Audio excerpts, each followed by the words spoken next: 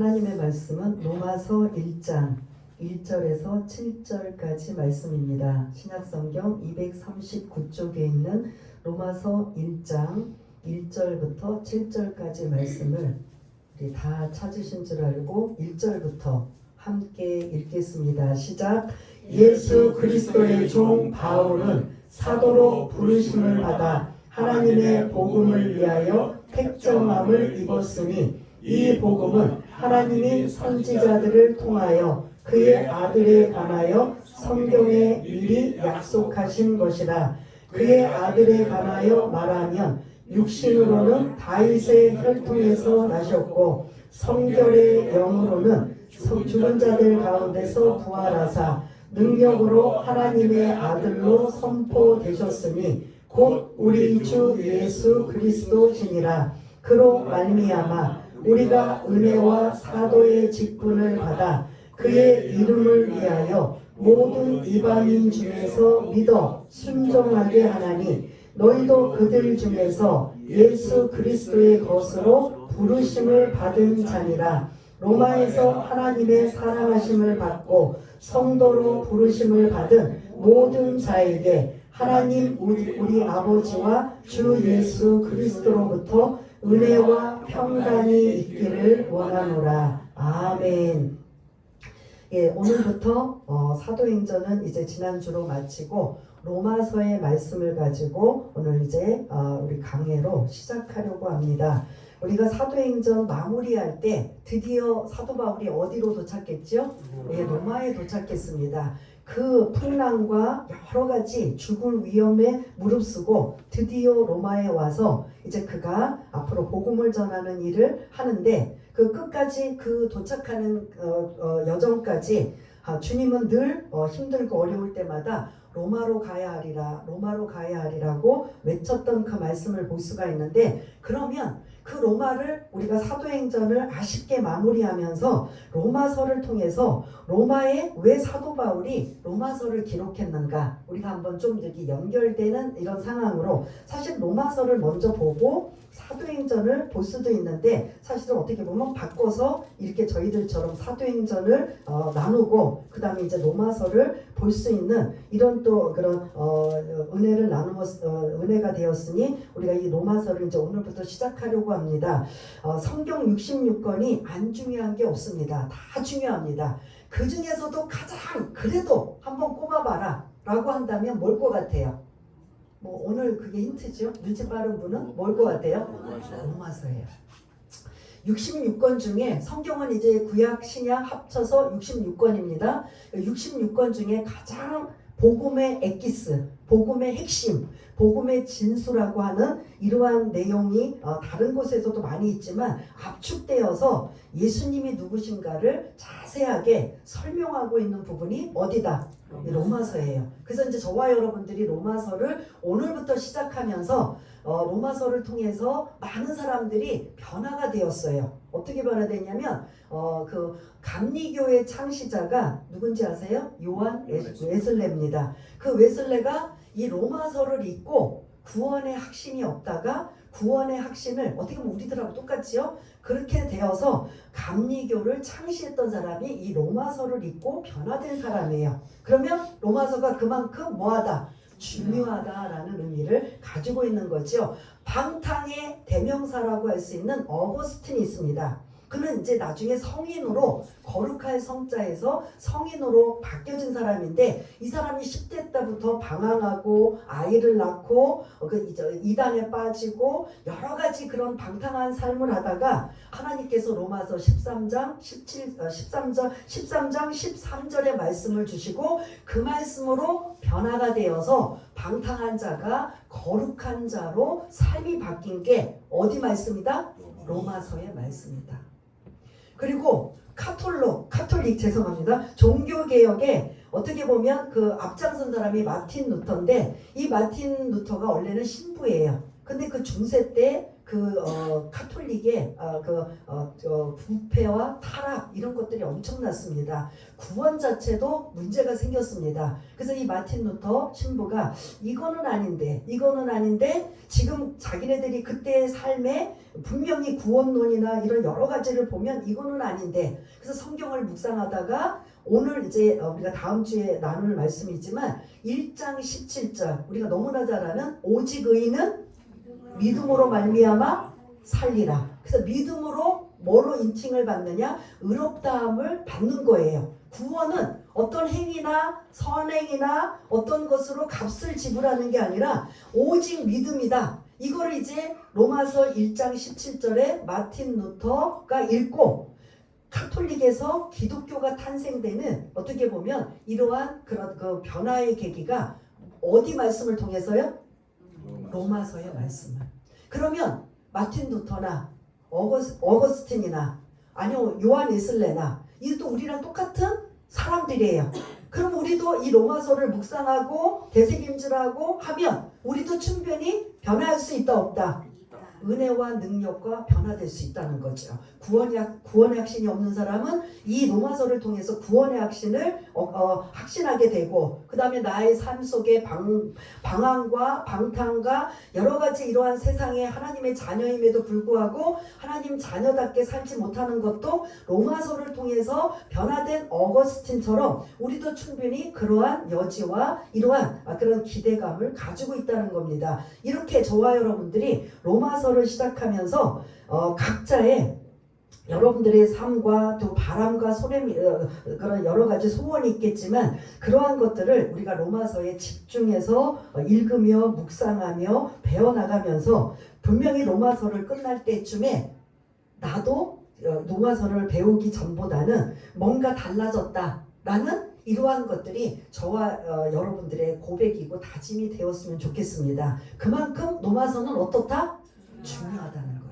66권 다 중요하지만 그 중에도 한 것만 뽑아라. 우리 왜 그런 말 있잖아요. 무인도에 가면 딱 한 가지만 가지고 가라. 그러면 여러분 고민하시잖아요. 그것처럼 성경 66권 중에 딱 한 것만 뽑아 갖고 가라 라고 하면 무슨 말씀이다? 로마서다. 그만큼 중요하다. 그러면 로마서가 뭐가 이렇게 중요하냐? 복음의 핵심이 담겨져 있어요.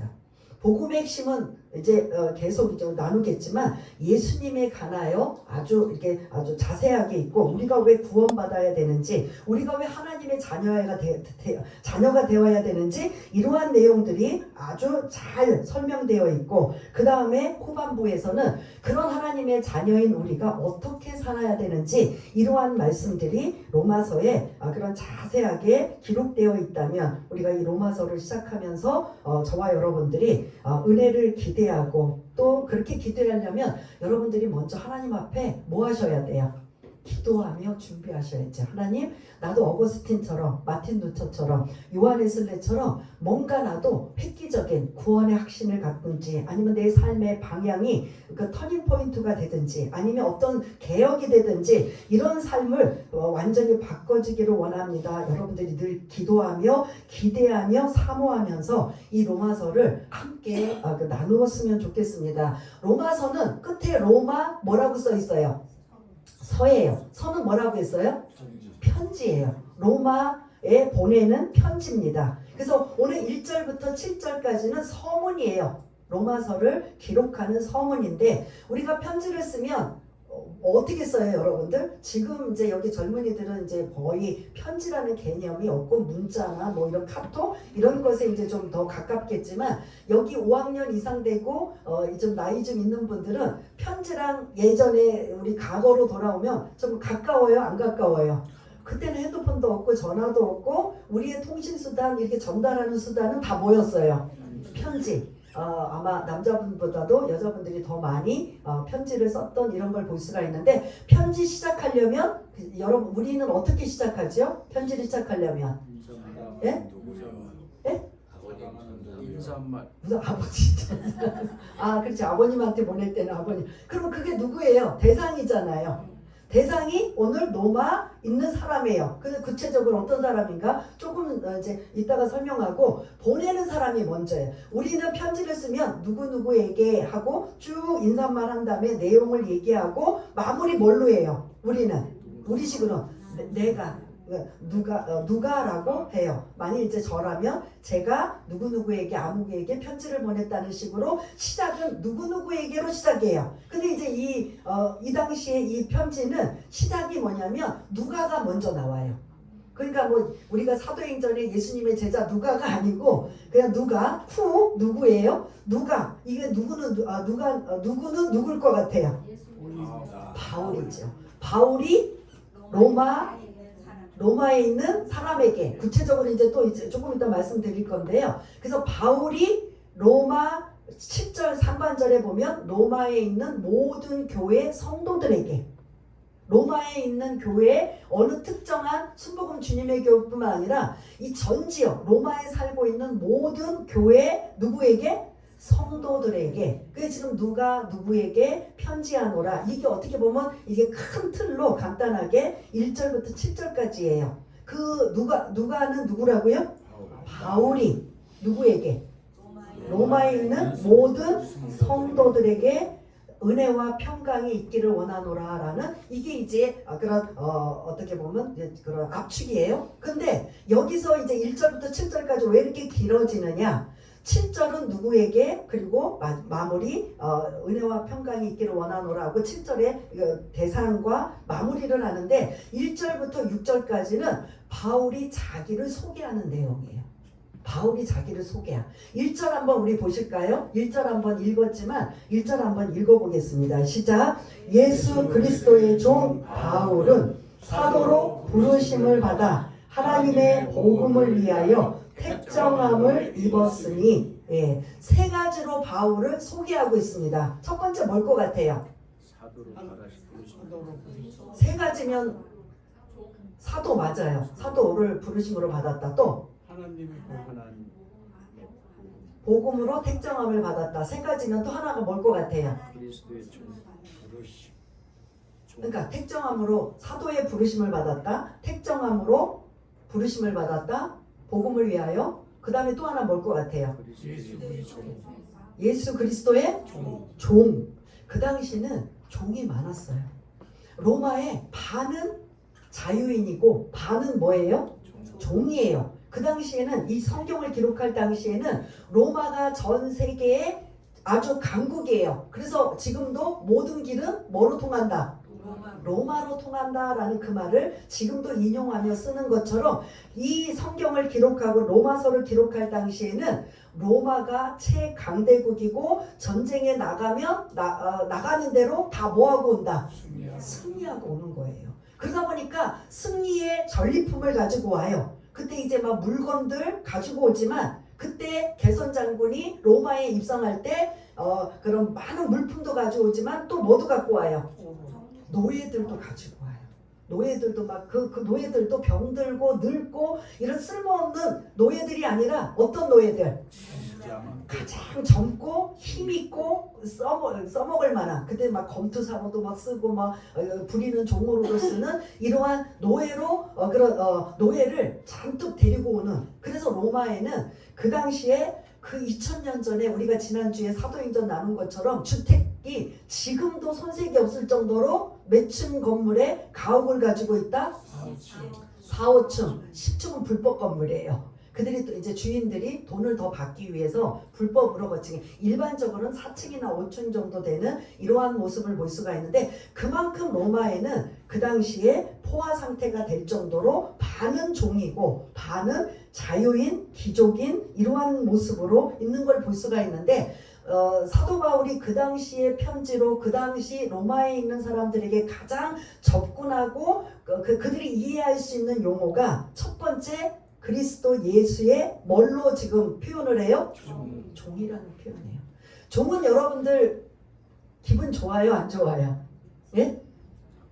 안 좋잖아요. 로마에는 종들이 인구의 반 정도가 종이다 보니까 이런 그 종이라는 표현을 그들은 지금 끌려와서 아니면은 뭐 돈으로 주고받거니 해서 종이라는 개념은 뭐냐면 오직 뭐 누구에게만 복종하고 충성해야 돼요. 주인에게만.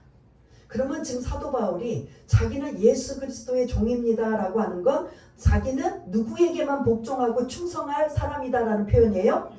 예수 그리스도에게만.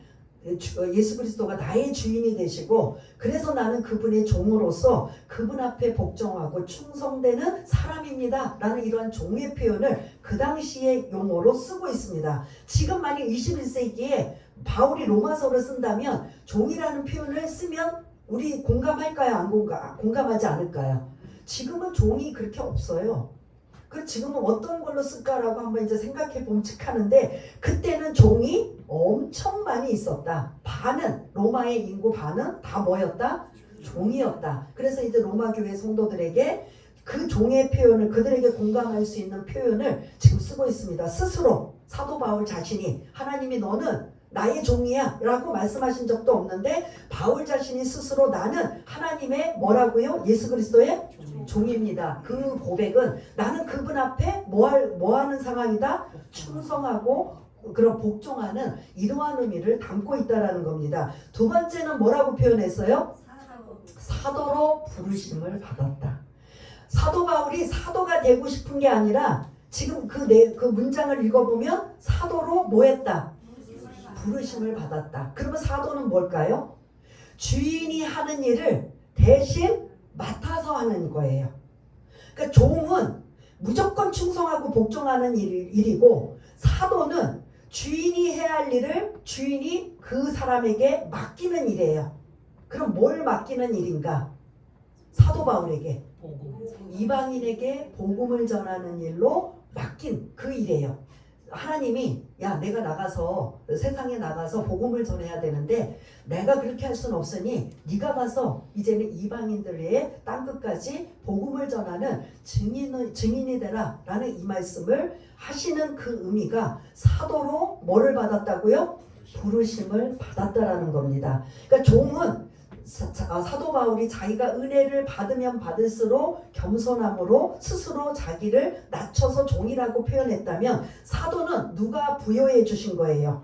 주인이신 예수님께서 하나님이지만 구체적으로 다메섹 도상에서 회심 사건을 보면 누구를 만난 거예요? 부활의 주님 예수님을 만난 거잖아요. 사도로 부르심을 받은 건 정확하게 말하면 누구로부터 받은 거예요? 예수님으로부터 사도직을 받은 거예요. 그 사도직은 뭐냐? 주인이 할 일을 대신 할 수 있도록 대리로 그런 부름을 받았다. 이제 또 세 번째 중요해요. 우리가 여러분들이 대답을 또 지금 잘 따라오시고 있는데 세 번째는 또한 무슨 일로 무슨 일을 맡겼다?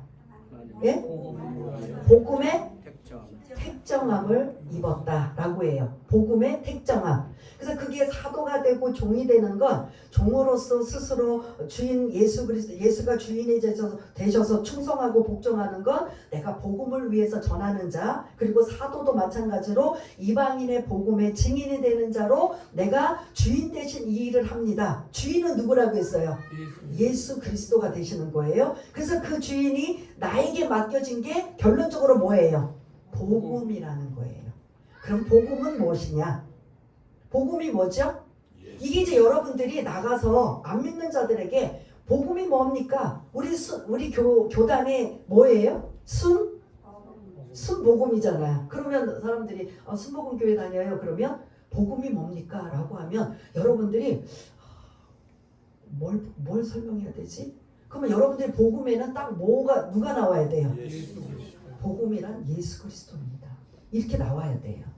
그러면서 이제 그거를 더 알기를 원하고 더 자세하게 알고 건 우리가 이제 로마서를 계속 배우면서 이제 하나하나 여러분들한테 계속 알려드리고 가르쳐 드릴 건데요. 복음이란 누구다? 예수 그리스도다. 그런데 이 복음이란 단어가 여러분들이 예수 믿기 전에 세상에 나가서 이 복음이란 단어를 써보거나 들은 적이 있어요? 없어요? 예? 있어요? 어디서 있어요? 네? 여러분 우리 일상생활에 복음이란 단어를 쓸 수 있는 그런 언어 구사나 이런 것들을 할 수 있는 게 있어요? 없어요? 어디 와서 들었어 이 복음은? 교회 와서 들었잖아요. 혹여 교회 안 다니는 사람들이 뭐 간판을 보고 아 여기 뭐 순복음 교회네 라고 하니까 그 복음에서 듣기는 했어요. 그거 말고 우리가 일상생활에 예수를 전혀 안 믿고 그리고 지금 예수를 믿어도 예수 믿는 사람들 빼고 세상에 나가면 복음이라는 단어를 들어본 적이 있다 없다? 없다. 근데 사도 바울은 이 복음이 어디서부터 유래가 됐느냐? 로마에 원래 쓰던 용어예요. 우리는 세상에서 안 쓰는 단어가 뭐다? 복음인데 로마에서는 늘 종이든 자유인이든 누구든지 복음이라는 단어를 그들은 알고 있어요. 그러면 예수님이 언제 와서 거기 와서 그들에게 복음을 전했지? 로마 교인들이 그렇게 열심히 로마 사회 전체에 어린아이부터 모든 남녀노소가 로마에서는 그 당시 복음이라는 단어를 접하고 살고 있다. 그러면 좀 이렇게 전제를 말씀드리면 로마 교회에 있는 성도들이 얼마나 전도를 했는지 그런 복음을 알고 있나 보다. 이게 맞을까요? 틀릴까요? 예? 틀려요. 로마 교회는 뭐 그렇게 미미하고 약해서 이게 주변에 뭐 이제 노방전도나 뭐 이렇게 지인들하고 이렇게 전도를 통해서는 하지만 로마 당시에 복음이라는 단어가 널리 퍼져 있다. 마치 우리하고 달리 우리는 지금 이 21세기를 살아가고 있는 이 세상에서는 복음이라는 단어를 알고 있다 모르고 있다.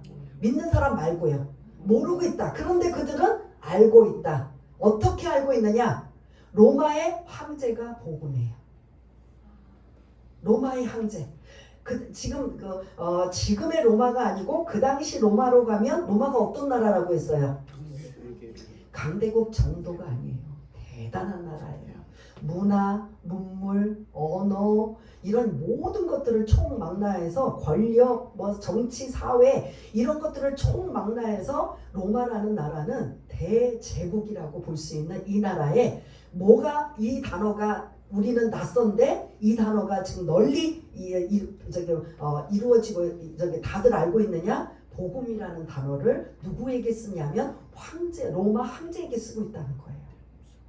로마 황제가 유앙겔리온이라는 이제 헬라어 단어인데요. 로마 황제는 이제 그만큼 전 세계를 대표하고 교만한 사람들이 이제 이런 조그만 나라에서도 막 어느 정도 힘이 있고 뭐하면 왕이 아니라 이제 황제다. 왜 일본도 왕이 아니고 뭘로 표현을 해요? 자기네들끼리.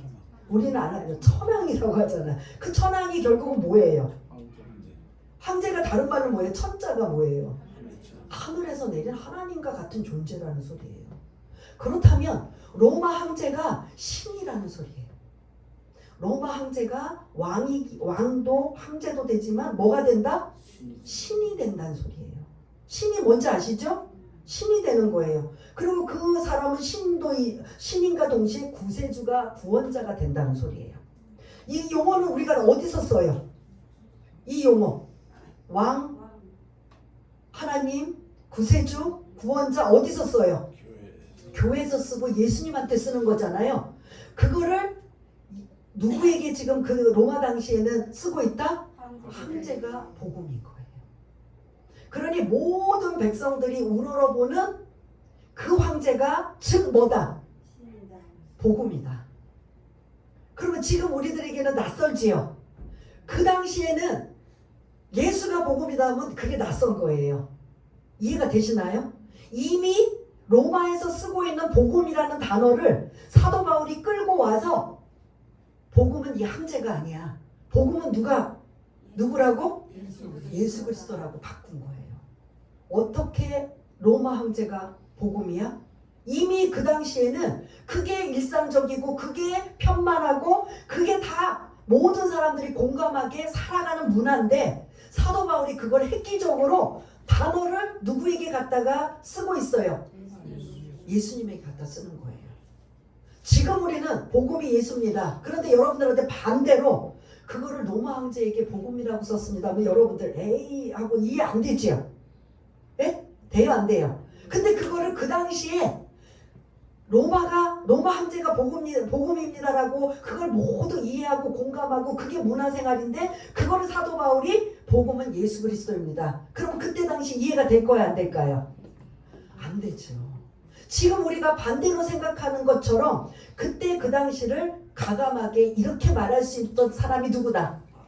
사도 바울. 대단한 사람 아니에요? 그 당시에 로마 황제가 복음이었는데 복음은 로마 황제가 아니다. 진짜 복음은 누구인지 아느냐? 예수 그리스도가 되신다. 이 말씀이에요. 그러면서 그 예수 그리스도에 대해서 2절, 3절, 4절에 대해서 왜 복음이 예수 그리스도여야만 되는지 그 설명을 첫 번째 2절에 하고 있는데 거기에 예수 그리스도 복음 되시는 분이 뭐라고 지금 단어가 나와요? 누구의? 하나님의 선지자. 그러니까 선지자의 예언된 거. 그 선지자는 제가 모세와 율법 아니면 선지자 이거를 뭐라고 여러분들이 이해하시라고 했어요? 구약. 그 선지자 그러면 구약에서 예언된 말씀하신 지금 누구의 아들이라고 해요? 하나님의 아들이시다. 복음인 예수 그리스도는 첫 번째 누구다? 하나님의 아들이시다. 이걸 지금 설명하는 게 2절 말씀이에요. 이해되시나요? 그러니까 지금 여러분들이 머릿속에 그 당시에 복음이라는 단어는 원래 예수님에게 썼던 게 아니고 누구에게 썼다? 로마 황제에게 썼다.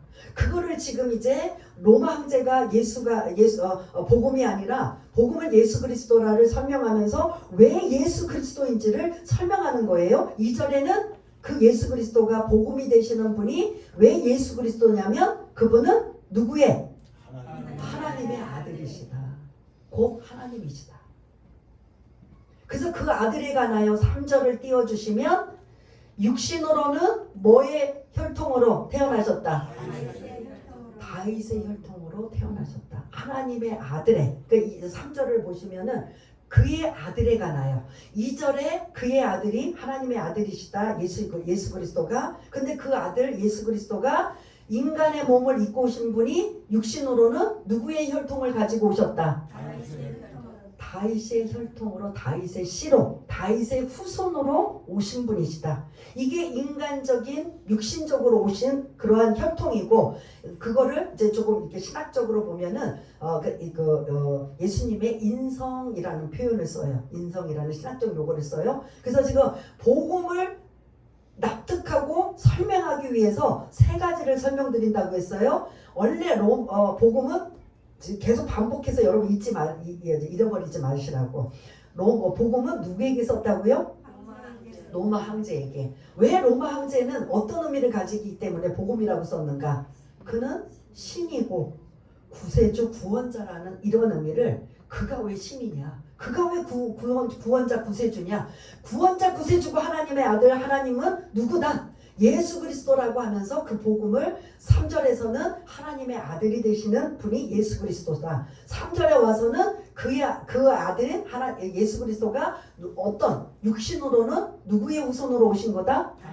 다윗의 후손으로 오신 거다. 이미 어디에 예언된 선지자는 즉 구약 말씀이에요. 그래서 제가 어디에서는 모세의 율법과 선지자 뭐 이런 것들이 이제 나올 때마다 여러분들은 머릿속에 신약에 와서는 이건 구약을 말씀하고 있구나라고 제가 이제 사도행전에도 말씀을 계속 드린 것처럼 선지자 그러면 구약에서 예언된 이미 오실 것을 예표하신 예언된 분이 누구다?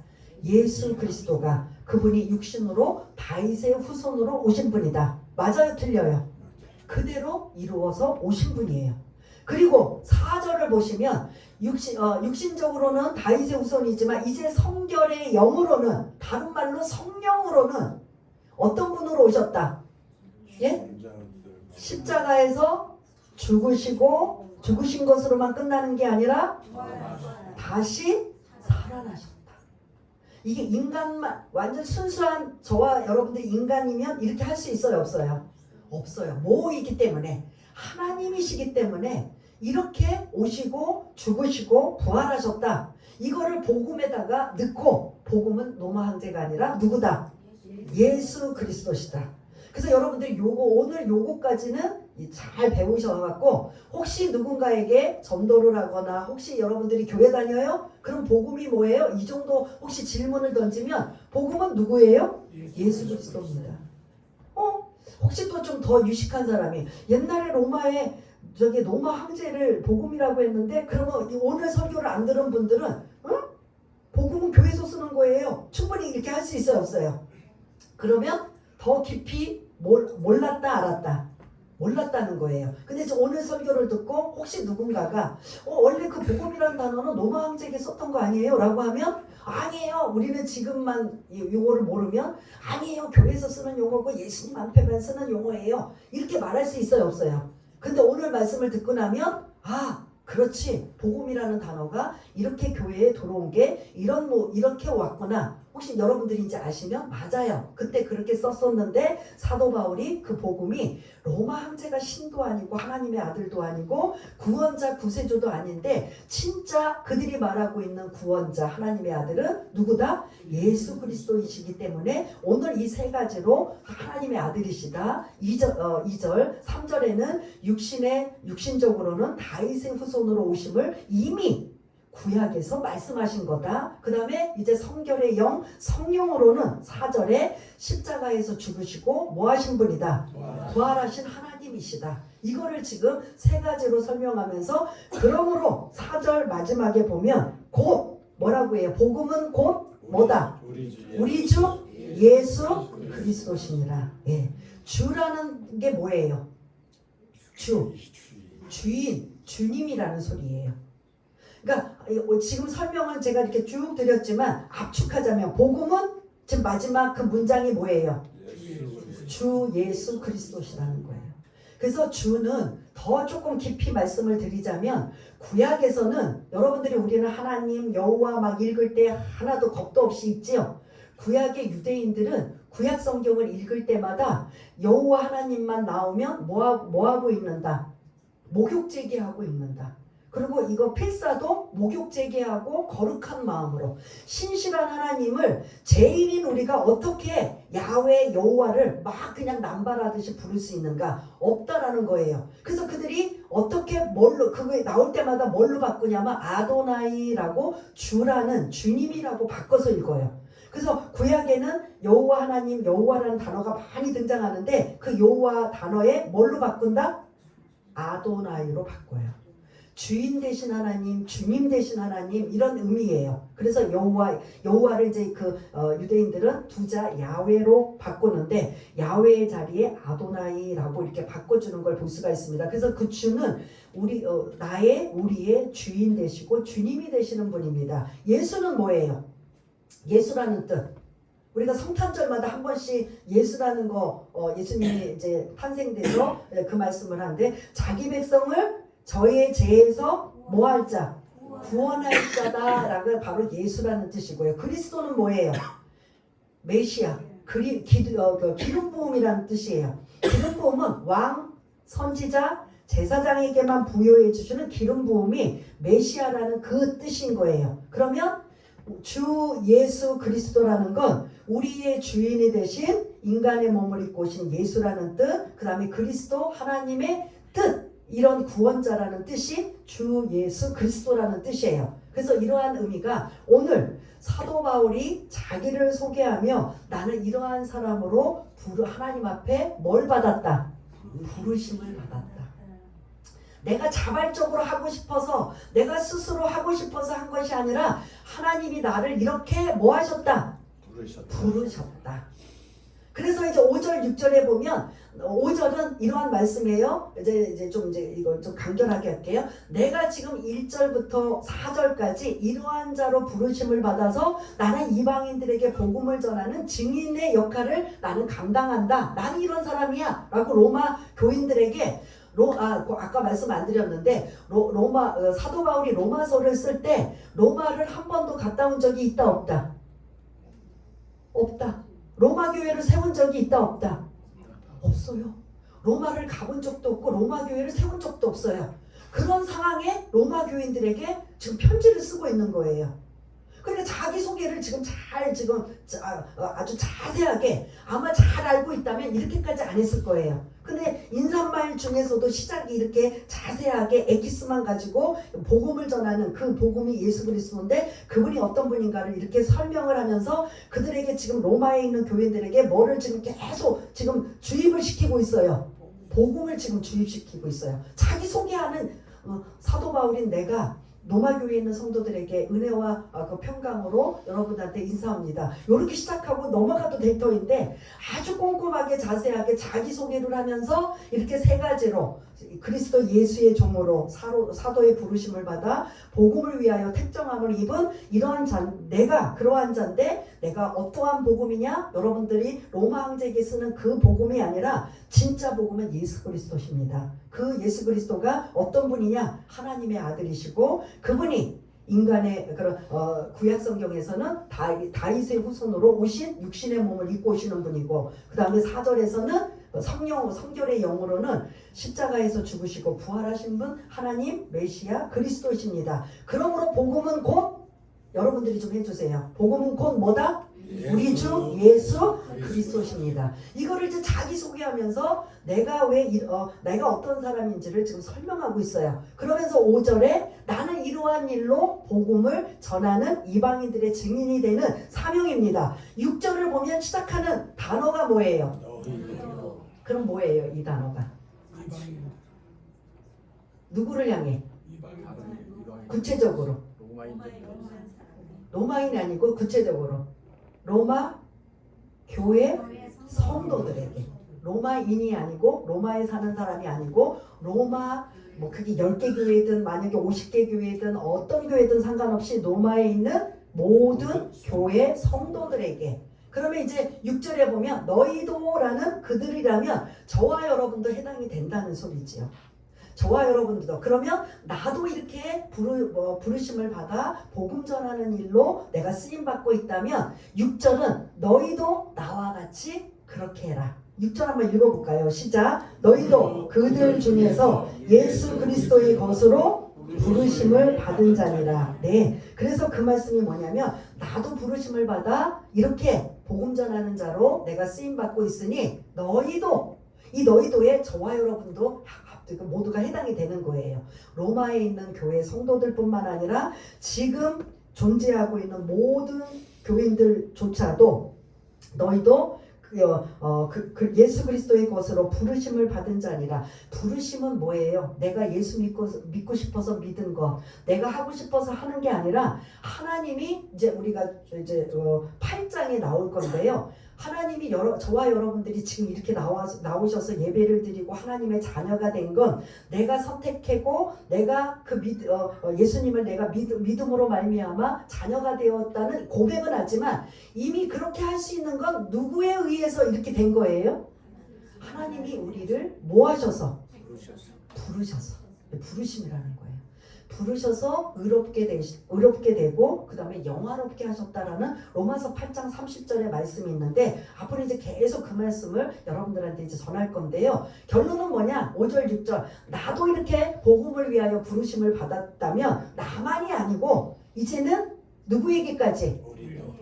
우리도 너희들도 함께 이 복음에 부르심을 받은 자로 동참해야 될 것이다 라는 말씀을 하고 있습니다. 그리고 읽었지만 7절을 읽고 이제 마무리하겠습니다. 7절 시작. 로마에서 하나님의 사랑하심을 받고 성도로 부르심을 받은 모든 자에게 하나님 우리 아버지와 주 예수 그리스도로부터 은혜와 평강이 있기를 원하노라. 아멘. 이 7절을 보면 상반절은 대상이지요. 누구에게 편지를 쓰는가? 로마에서 하나님의 사랑하심을 받고 성도로 부르심을 받은 모든 성도들, 모든 자에게 대상이고 그 다음부터는 이제 은혜와 평강이 있기를 원하노라라는 인사말이라면 조금 복습 차원에서 한번 이제 여러분들한테 말씀드리면 누가 이 편지를 썼다고 했죠? 사도 바울이. 누구에게? 로마에 있는 모든 교회 성도들에게. 예. 그런데 사도 바울은 로마서를 쓸 때 이미 한 번이라도 가본 적이 있다 없다? 교회를 세운 적이 있다 없다? 없다라는 거예요. 없는 상태다 보니까 이 복음의 엑기스. 그래서 제가 묵상하면서 어떻게 이렇게 완전히 오직 복음만을 전할 수 있을까? 어떻게 이렇게 할 수 있을까? 근데 제가 묵상을 하고 기도하면서 누구를 떠올렸냐면 로마에 살다가 온 사람을 만난 적이 있어요. 혹시 또 생각나나요? 사도행전에 제가 말씀드렸었는데 사도행전에서 부부 부부의 부자로 들어가는. 이슬라와 그렇습니다. 할렐루야. 브리스길라와 아굴라를 어디서 만났죠? 어디서? 2차 선교 어디서 만났죠? 강가 아니고 천막. 어디서 만났죠? 어디서 천막을 했죠? 사도 바울이 먹고 살아야 되니까 잡을 해야 돼요. 그래서 원래 유대인 출신들은 이 1인 1 기술을 배워서 하는데 천막을 만드는 기술을 배워서 이제 어느 지역에서 이제 천막을 하러 갔더니 주인이 브리스길라와 아굴라 부부잖아요. 그래서 만나게 됐는데 그가 어디서 왔느냐? 로마에서 왔어요. 로마에서 와서 그 주인인 브리스길라와 아굴라 어디 지역에서 만났죠? 오늘은 다 기억으로 들어가네요. 아, 기억 다는 아니네. 기억이 고린도 지역에서 브리스길라와 아굴라 부부를 만납니다. 사도 바울이 먹고 사는 문제가 조금 이제 힘들다 보니까 자기 가지고 있는 기술을 이제 해서 이제 돈을 벌기 위해 찾아갔는데 마침 그들이 누구였다? 로마에서 모든 성도 중에 한 분인 로마 사람이었던 거예요. 그래서 로마에 대해서 선 지식과 그 상황과 교회 성도들과 이 모든 것들을 어느 정도 충분히 지식을 알 수 있었던 건 누구를 통해서? 브리스길라와 아굴라 부부를 통해서 그 교회 사정과 그 교회 그런 신앙적인 지식과 그리고 어떤 것들이 그곳에 필요한가 봤더니 뭐다? 복음이 필요했던 거예요. 그리고 이 교회가 이제 우리가 오후의 소그룹에 이제 좀 더 깊이 이제 나눌 건데요. 교회는 그럼 누구 어떻게 세워졌는가 이런 것들 이제 시간이 많이 가서 못 나누고 있는데 이제 우리가 오후 소그룹 시간에 그럼 어떻게 로마 교회가 세워졌느냐 유명한 사람도 없고 그런 설립자도 없어요. 그럼에도 불구하고 로마 교회는 이렇게 그런 온전하게 서 있었는데 그 중에 하나가 어쩔 수 없이 고린도까지 온 누구를 만났다? 브리스길라와 아굴라 부부를 만나서 사도 바울은 그런 거죠. 나는 지금 땅끝 선교 지금 로마로 가야 되는데 그 로마에 대해서 좀 알려주십시오라고 하고 여러 가지 상황을 계속 일하면서 함께하면서 동역자로 누구에게 지금 계속 지식을 얻는다? 브리스길라와 아굴라 부부를 통해서 로마의 교회의 상황을 이제 알게 되다 보니까 그곳에 사실은 어떻게 보면 우리들처럼 뭐가 필요하다? 간증이나 뭐 예화를 듣고 막 이렇게 해서 위로를 주고 막 그냥 권면해주고 책망해주는 이런 것보다는 뭐가 필요하다? 우리에게도 하나님의 자녀고 예수를 믿는다면 뭐가 필요하다? 복음이 필요한 거죠. 로마의 교회에 복음이 필요하다는 걸 절실히 느꼈고 또 하나 우리들도 사실은 복음이 필요한 거예요. 이 복음이 흔들리지 않으면 이단이나 어디에 빠질 이유가 없어요. 왜 믿는 사람들, 이단들이 자꾸 믿는 사람들을 접촉하고 넘어뜨리고 꼬드겨서 끌고 가는 거냐면 우리가 뭐를 몰라서 복음에 대해서 확실히 모르기 때문입니다. 그러므로 복음은 뭐하다? 중요하다. 정말 아무리 강조해도 지나치지 않을 정도로 복음은 중요하다. 복음은 중요하다. 이러한 말씀을 우리가 기억하시면서 오늘 이 서론이 굉장히 어떻게 보면 압축된 굉장히 중요한 말씀이라는 걸 잊지 마시고 오늘 서문이지만 이 말씀을 여러분들의 마음판에 새겨져서 나도 어거스틴처럼 나도 그런 마틴 루터처럼 나도 요한 웨슬레처럼 아니 그 외 이런저런 많은 나의 삶 속에 뭔가 달라지고 변화되고 변혁이 되고 싶다라고 하면 여러분들이 로마서를 깊이 묵상하고 다른 성경 안 읽고 로마서를 천독을 읽은 사람도 있대요. 하루에 16장, 이게 이제 1장부터 16장까지 있거든요. 이 로마서를 16장을 매일매일 읽어서 천독한 사람도 있대요. 그런 사람 어떻게 될까요? 그 이후에 그들의 삶은 잘 모르겠지만 충분히 변화의 가능성이 있을 것이다, 없을 것이다?